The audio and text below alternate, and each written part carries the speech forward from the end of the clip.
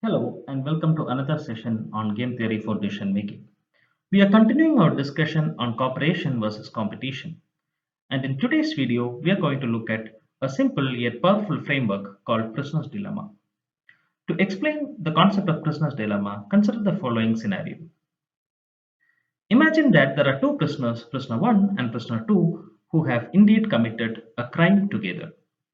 However, the police lack sufficient evidence to convict both the prisoners, and hence these prisoners are being taken to separate rooms and are being given the following information.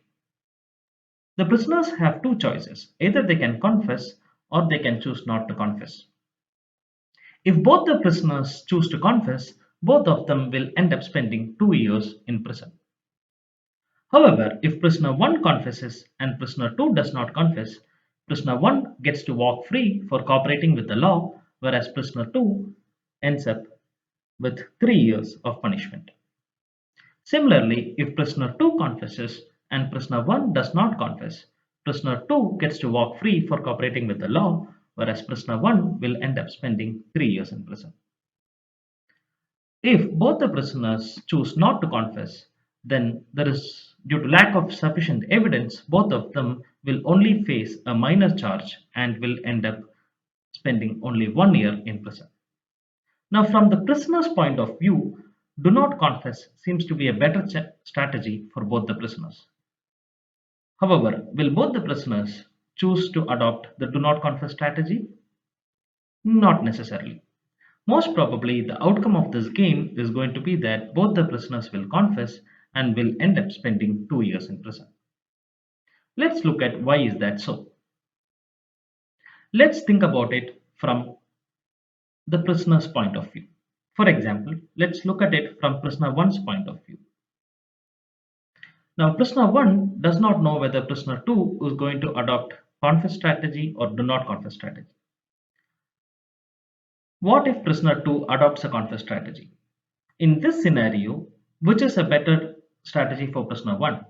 Here we are comparing 2 year sentence versus 3 year sentence, and clearly 2 year sentence seems to be a better strategy.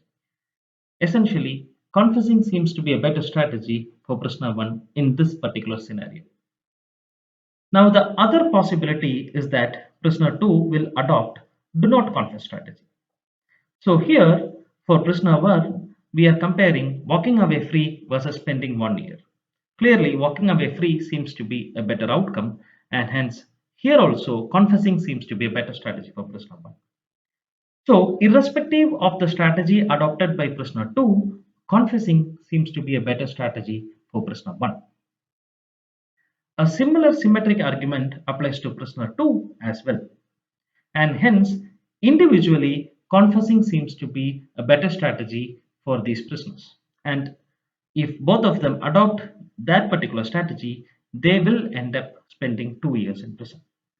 So here is an example where if both the prisoners had colluded, they could have spent only 1 year in the prison, but then as individual utility maximizers, they are ending up spending 2 years in prison individually.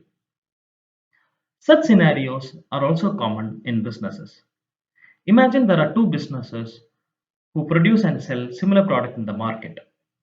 Now, the strategies could be either to advertise aggressively and go for a price cut or maintain status quo. Now, if both the companies decide to maintain status quo, it would have been beneficial for both the companies. However, as individual profit maximizers, both the companies might adopt for advertisement and price cuts and then end up reducing the total profit that each of them gain. Understanding such game theoretic frameworks will help companies to strike a balance between competition and cooperation. If you are interested in learning more such concepts, follow my course on game theory for decision making. Thank you and have a nice day.